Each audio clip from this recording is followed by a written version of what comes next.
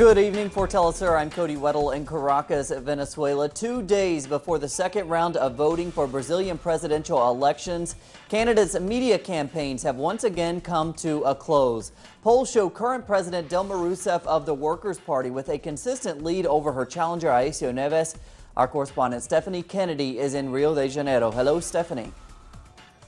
Good evening. Well, we bring you this report from the Rocinha favela, definitely one of Rio's most interesting and important urban sprawls. Now, Rocinha was formed roughly in the 1930s when the whole country experienced migration of the countryside to the cities looking for jobs. In Rocinha's case, it was mainly people coming down from the northeast of the country. Now, since then, the community has grown, and today we found a vibrant and dynamic people.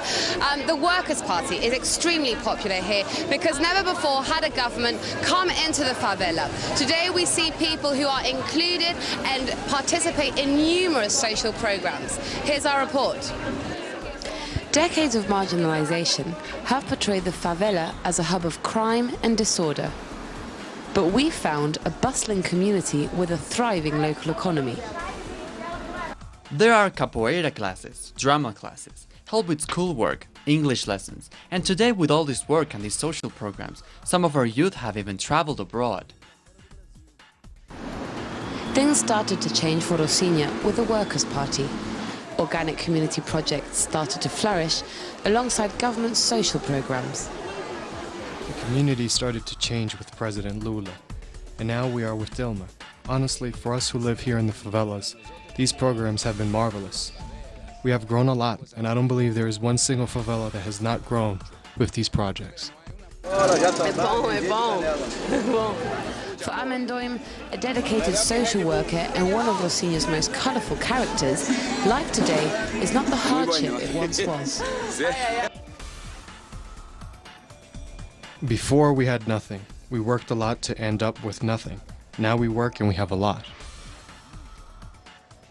180,000 inhabitants make up Rocinha, and for most, Brazil has changed.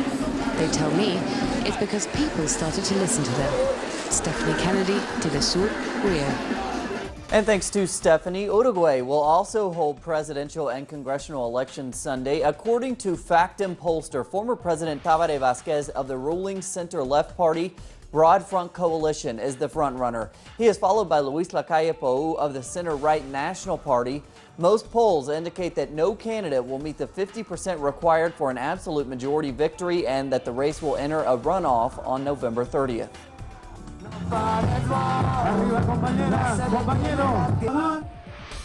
The Venezuelan government has condemned comments by Spanish President Mariano Rajoy. Rajoy urged Venezuela to release extreme right-wing leader Leopoldo López. Venezuelan President Nicolás Maduro calls Rajoy's comments irresponsible and based on false statements about Venezuela's legal and democratic system.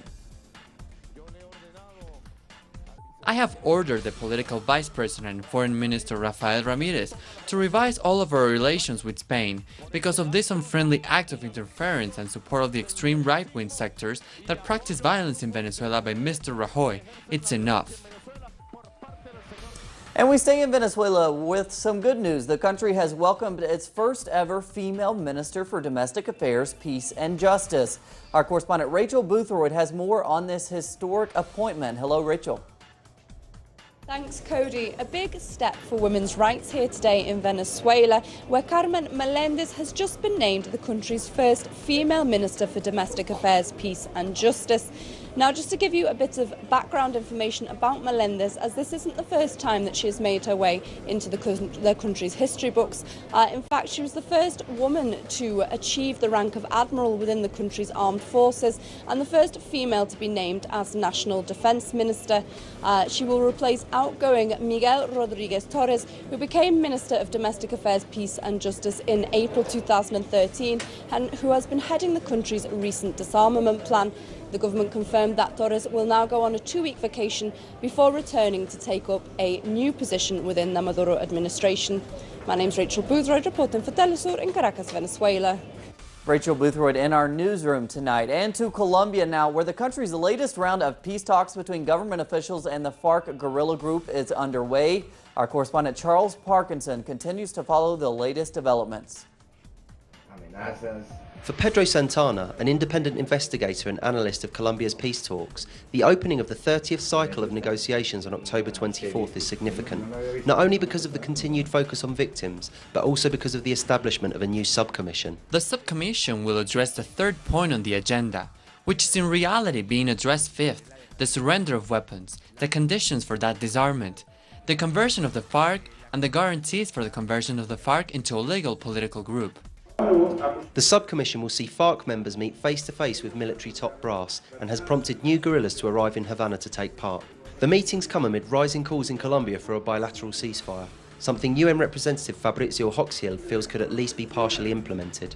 We would hope that the parties can find agreement on confidence-building measures, if not on a comprehensive ceasefire, to ensure that the pain that the ongoing conflict is still inflicting can be eased. And there are a number of measures that we can think of related to recruitment of children, use of certain types of weaponry, local ceasefires. With the delegations now moving on to the fifth point on the agenda, with partial agreements on the first three and positive feedback on the progress of addressing victims, the talks show signs of making real headway. While the negotiations are advancing, they continue to come under attack from both legal and illegal extreme right-wing elements, with yet more death threats recently issued against high-profile supporters of the peace. It's a situation the government has so far failed to effectively address. Charles Parkinson, Telesur in Bogotá, Colombia. And thanks to Charles. The World Health Organization announced Friday that some Ebola vaccines will be ready for trial use in West Africa starting in December. The United Nations Health Division hopes to find success with a vaccine to put an end to the outbreak that has already killed over 4,000 people. Phase 1 clinical trials of the two most advanced vaccines have started, and that result from these trials will be available in December 2014. So, of course, this will be preliminary result. At least 5 more vaccines are following up closely and will be in the clinic in the first month of 2015. We go to Palestine now, where Israeli forces have imposed restrictions on Palestinian worshippers entering the Al-Aqsa Mosque. Some Palestinians now fear a new attack on their holy site. Here's our correspondent Noor Harazin.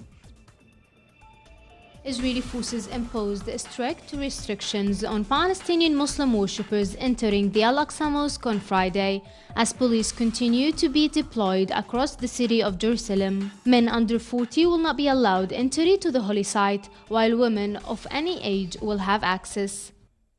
Israeli border police have been deployed since the early morning in East Jerusalem and areas of the Old City to prevent crowds from gathering to protest these restrictions. Meanwhile, 2 women were detained while leaving the mosque.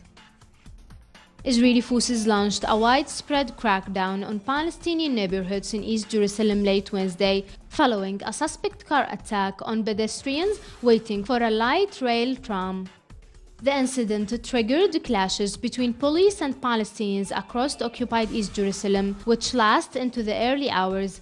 Palestinian residents are now fearing a new Israeli attack on the holy sites of occupied Jerusalem that could escalate to clashes around the West Bank towns. These Israeli actions won't stop until the international community step up and pressure Israel to stopping it. All Palestinians from all religions should be able to enter the holy sites, and we have to be clear on the point that we are not against Jewish people. We are against the Israeli occupation and its settlers. Palestine is the homeland of all religions, and the world should start caring and protect it. While international efforts continue towards easing life for people in Gaza, Israel maintains its siege and hard restrictions on Gaza, leaving the residents with little remaining hope. Noor Harazin, Telesur TV. And thanks to Noor, Tunisians will head to the polls Sunday to elect 217 members of parliament. Over 5 million people will cast their vote to choose representatives.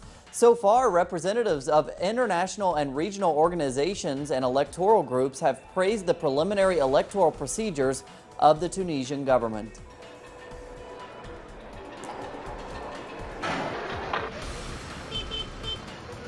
We have plenty more on those stories and others at our website, telesurtv.net/English. For Telesur English, I'm Cody Weddle. Hope you have a great weekend.